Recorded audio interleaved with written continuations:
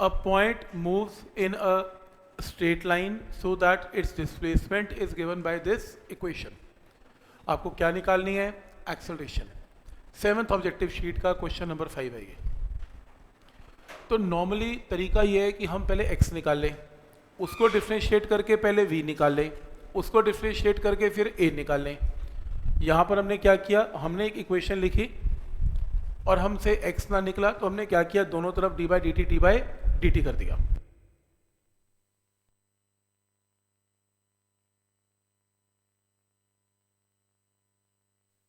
दोनों तरफ d by d T, तो इसकी डिफ्रेंसिएशन क्या है, 2x dx by d T. तो यहाँ पर क्या आएगा, 2 into x into D x by d t. और यहाँ पर differentiation of first term that is constant is 0 और टी स्क्वायर की डिफ्रेंसिएशन क्या है, 2t। लेकिन D x by d T क्या बनेगा, वेलोसिटी v। तो यहाँ से 2 से 2 कैंसल और किसकी वैल्यू आ गई, वेलोसिटी की। तो ज़रूरी नहीं है कि आप इसमें x की वैल्यू निकाल लें और फिर डिफ्रेंशिएट करें।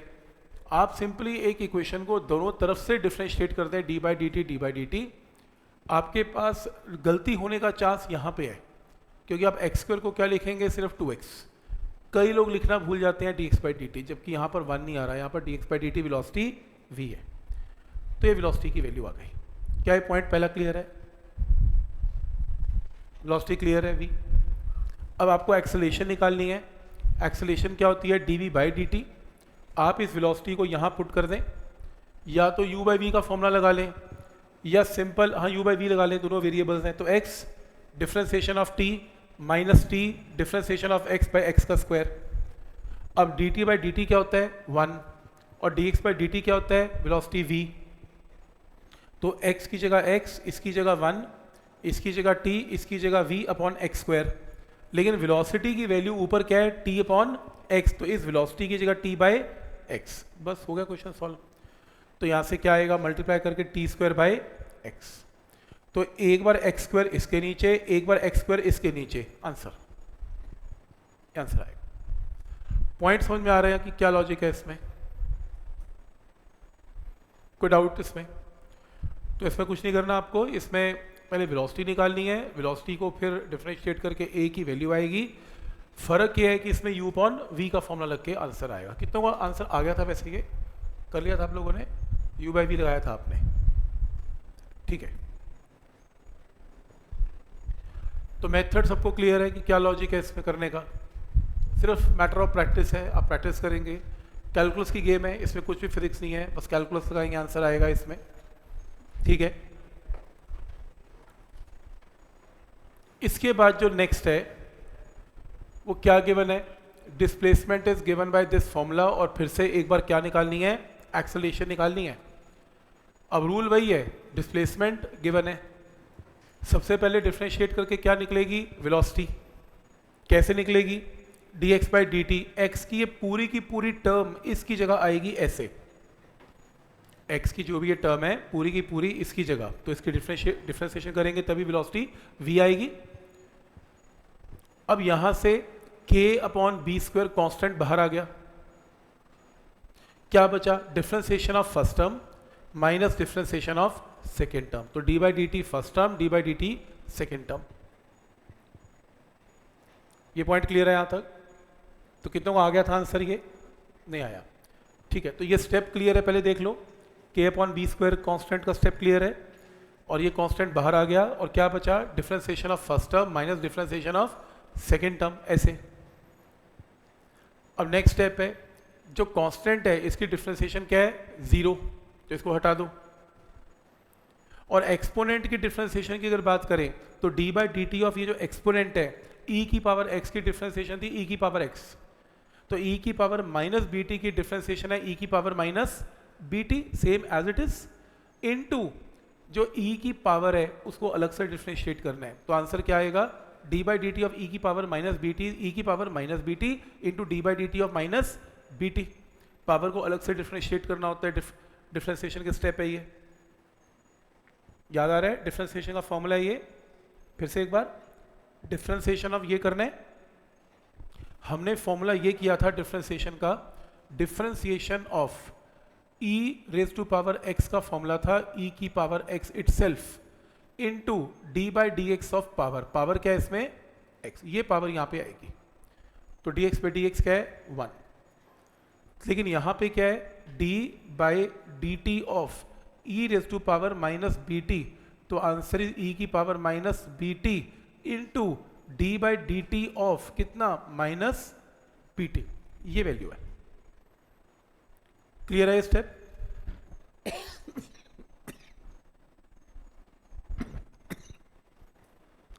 तो e की power minus b t, e की power minus b t, d by d t of minus b t.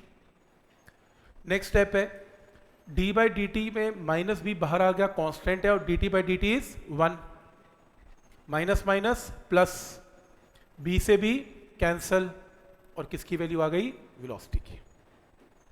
तो स्टेप क्लियर है कि वेलोसिटी की वैल्यू कैसे निकाली, इसमें समझ में आ रहा है ये स्टेप्स कैसे है।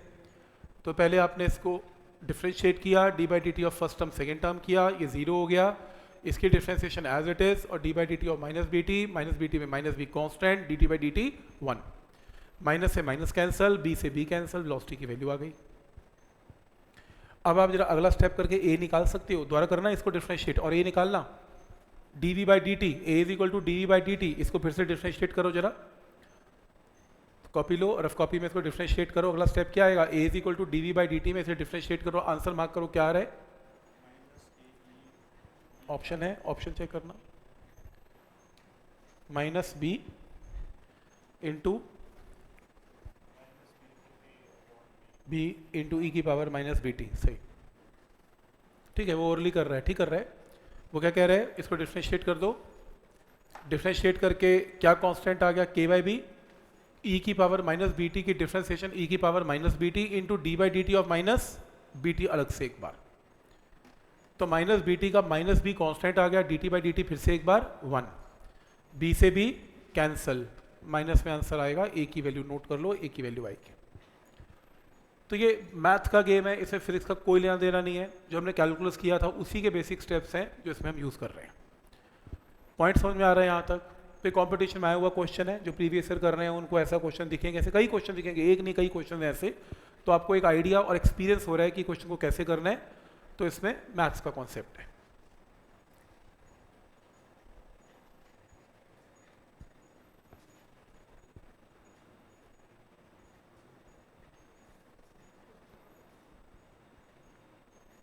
ठीक है,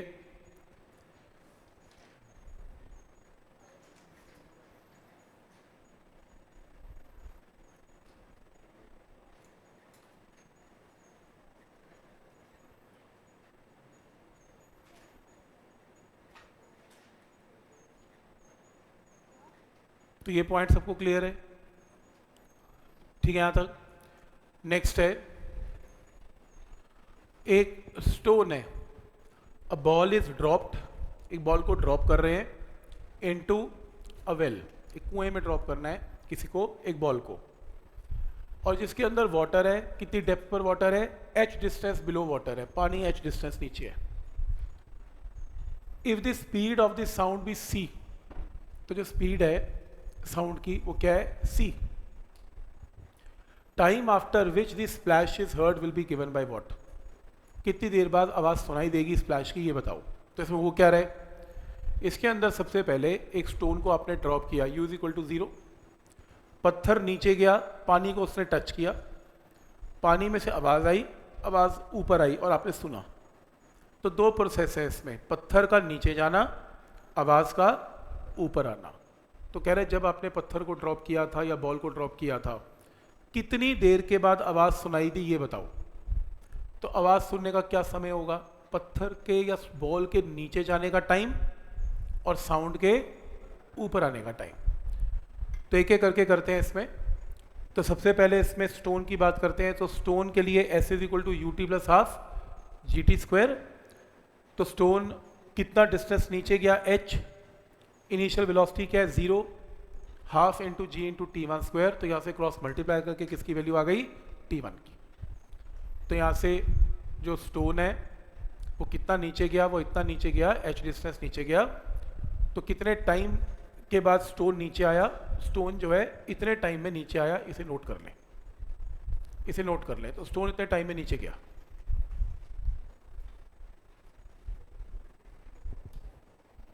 ठीक है। अब बारी किसकी है? साउंड के ऊपर आने की। अब साउंड ऊपर आएगी, साउंड की वेलोसिटी क्या है क्वेश्चन में? c, और साउंड की वेलोसिटी हमेशा क्या होती है? Constant, constant. तो साउंड ऊपर जब आएगी तो साउंड की वेलोसिटी कांस्टेंट, तो कौन सी इक्वेशन लगेगी? s is equal to v t. Sound के लिए s is equal to v t. क्या ये पॉइंट क्लियर है? क्यों? क्योंकि साउंड की वेलोसिटी कांस्टेंट है और कितनी है? c। तो हम क्या करेंगे, साउंड को भी कितना डिस्टेंस ऊपर आना है? h। तो डिस्टेंस की जगह h, c into time is t2, तो t2 की वैल्यू आ गई। तो स्टोन के नीचे जाने की वैल्यू आ गई, साउंड के ऊपर आने का टाइम आ गया, 2 टाइम्स आ गए। टोटल टाइम निकालना है आपको कि टोटल टाइम जिसमें साउंड सुनाई देगी क्या होगा। दोनों को ऐड कर देते हैं। ये मैंने दोनों को ऐड कर दिया। ऑप्शन मार्क कर लो, क्या ऑप्शन है? चेक करो प्लीज। नहीं है, इस फॉर्म में ऑप्शन नहीं है। तो आंसर आया ये बॉल के नीचे जाने का टाइम, साउंड के ऊपर आने का टाइम, आंसर नहीं है। वैसे तो इसकी शक्ल देख के मैं आंसर मार्क कर सकता हूँ। 4 ऑप्शन जरा देख लो नज़र घुमा के। इनकी पहली ऑप्शन है, ये लो, रूट यूज ही नहीं हो रहा, ये तो पक्का ही गलत है। डी ऑप्शन तो हो ही नहीं सकता। टाइम माइनस हो रहा है, हो ही नहीं सकता। माइनस साइन तो किसी हालत में आ ही नहीं सकता, प्लस आएगा। नेक्स्ट, रूट यूज ही नहीं हो रहा, ए ऑप्शन है। भी कुछ भी नहीं करना, कम से कम एलिमिनेशन तो कर ही सकते हैं, ठीक है। वैसे अगर करना है तो ऐसे कर सकते हैं कि ये आपके पास क्या है? टोटल टाइम है। इस टोटल टाइम में, इस टोटल टाइम के अंदर कैसे इसका आंसर निकाला, इसको देख लो। इसके अंदर एक काम किया, h को कॉमन निकाल लिया। अब प्रॉब्लम यह है कि इसमें h कॉमन नहीं है, इसमें रूट h है। हाँ तो कोई बात नहीं, हम एक काम करते हैं, इसको h से मल्टीप्लाई कर लेते हैं कुछ ऐसे, 2h/g, और यहाँ पर क्या आएगा? 1/c, ऐसे कर लेते हैं। तो यहाँ से h कॉमन आ गया, इसमें था नहीं पर फिर भी मैंने 1/h से इसको डिवाइड कर लिया। एक ही बात है, आप h को मल्टीप्लाई करके देखो, ये आंसर आएगा सेम। क्लियर है यहाँ तक? नेक्स्ट है, अगर मैं इसमें इस h को अंडर रूट के अंदर लेके जाऊं तो 2h/g, अंडर रूट में जाने का मतलब h स्क्वायर का जाना, यही है। अंडर रूट में h नहीं जाएगा, h स्क्वायर जाएगा, h से h कैंसिल। चेक कर लो, आपका ए ऑप्शन यही है। ए ऑप्शन चेक करो, यही है। पॉइंट समझ में आ रहा है कि कैसे किया? वैसे वो एलिमिनेशन वाला मेथड बुरा नहीं है, क्यों इतना कॉमन निकालने का चक्कर डालना है? तो ऐसा भी कर सकते हैं। और अगर ऐसा दिमाग में नहीं आ रहा कॉमन निकालना है नहीं निकालना, अगर आपको ऐसा ये भी बोझ लगता है कि कौन करेगा, एक और तरीका है, तुम h को इसके अंदर ले जाओ, मल्टीप्लाई कर दो। h को अंडर रूट के अंदर लेके जाओगे, क्या बनेगा? h स्क्वायर, h स्क्वायर और h कैंसल, और ये h इधर आ जाएगा, आगे आंसर यही आएगा।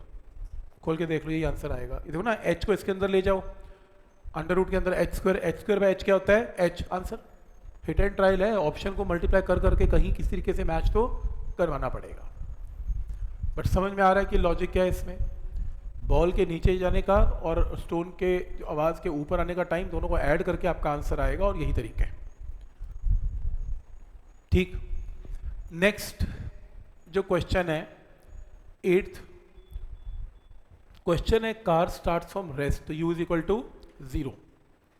तो जो कार है वो रेस्ट से स्टार्ट होती है, u is equal to 0, and move with a constant acceleration, ratio of distance covered in nth second to the distance covered in n seconds. nth second का डिस्टेंस क्या होता है? u plus a/2 into 2n-1, u को 0 put कर दें, और total n seconds का distance क्या होता है? ut plus half at square. u इसमें भी 0 है, हाफ at स्क्वायर की जगह हाफ an स्क्वायर। तो यहाँ से चेक करो, a से a, 2 से 2 कैंसिल, तो क्या बचा? 2n-1/n square. इसको ब्रेक कर लो, 2n/n square is 2/n minus 1/n square answer है। तो पॉइंट सबको समझ में आ रहा है कि क्या लॉजिक है इसमें? कोई डाउट इसमें? ठीक है, तो किस तरीके से क्वेश्चन सॉल्व करना है समझ में आ रहा है?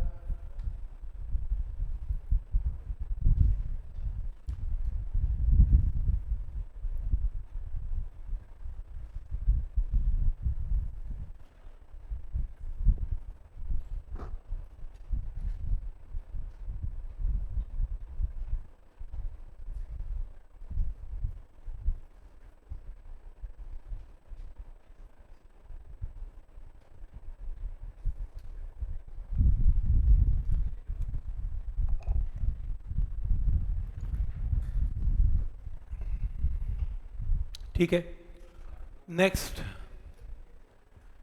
Question number 9। कितनों का हुआ क्वेश्चन नंबर 9? नहीं हुआ। क्वेश्चन है velocity v and displacement r। वैसे नॉर्मली डिस्प्लेसमेंट x या s होती है, इसमें r है, कोई बात नहीं, r सही। वेलोसिटी का फॉर्मूला कितना गिवन है? v square is equal to k times r given है। What will be the velocity after 1 second? कितना अच्छा होता अगर velocity square is equal to k t given होता, r की जगह t गिवन होता, मैं t को क्या पुट कर लेता 1, आंसर। वेलोसिटी आ गई 1 सेकेंड पे, उसने जानबूझ के t हटा के क्या डाल दिया r।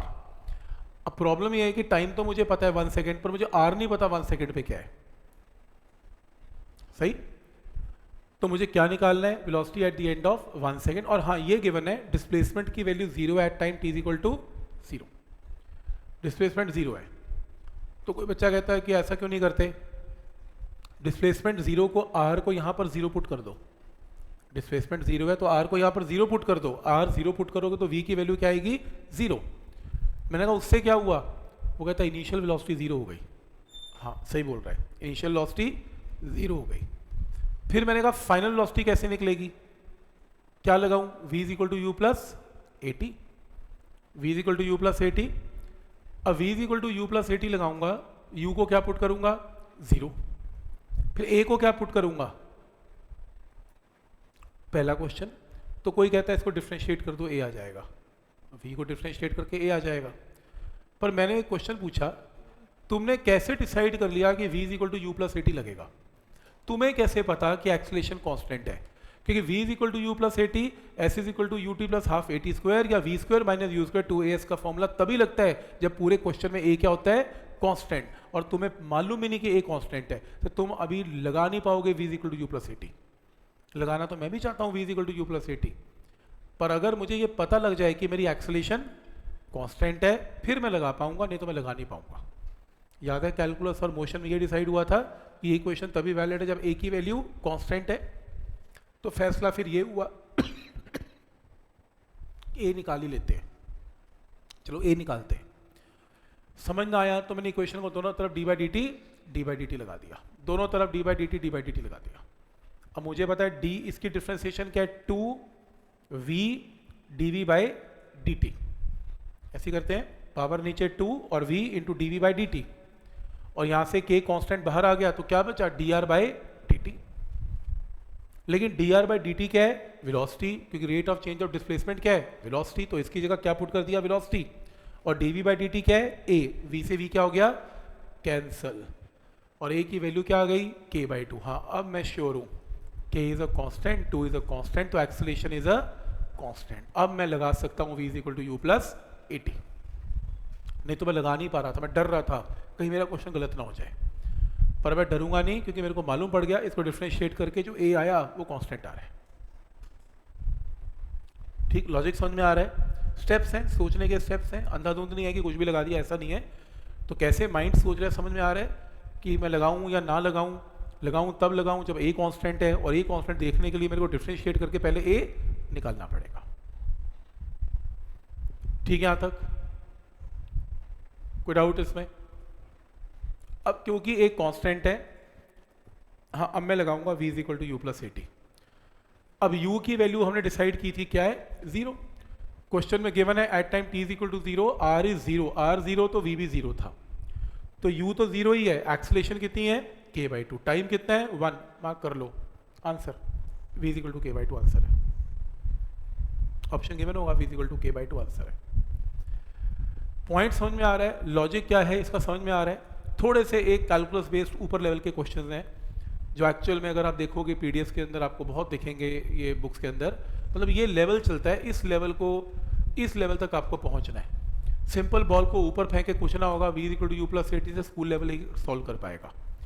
और जो नीट का एग्जामिनेशन, नीट का पेपर है, वो तो मेरे ख्याल से एक ही दिन में लोगों ने सॉल्व कर दिया, मेरे को लगता है। मतलब बहुत लोग हैं, किया किसी ने पेपर सॉल्व नीट का किया था मेरे ख्याल से, वो एक ही दिन में कहते हैं 30-32 क्वेश्चन तो वैसे ही हो गए, बहुत मुश्किल क्वेश्चन नहीं थे। तो लोग पूछ रहे थे ऐसा पेपर आता है? लास्ट ईयर को छोड़ दे तो ऐसा ही आता रहा है। लास्ट ईयर से ही थोड़ा ट्रेंड ब्रेक हुआ है, और प्लीज़ इस टेबल टाइप के क्वेश्चन भी आप लोगों को करने हैं। ठीक। ठीक है, तो यहाँ तक समझ में आ रहा है, यहाँ तक कि कैसे सूचना है इसमें अपने आप आ जाएगी, प्रैक्टिस से सब ठीक हो जाएगा। तो समझ में आ रहा है यहाँ तक। नेक्स्ट है और लास्ट क्वेश्चन है, अच्छा ये तो हो गया, एवरेज वेलोसिटी का क्वेश्चन है, ये तो होमवर्क है यार, इसमें कुछ करने वाला नहीं है, खुद कर लेना।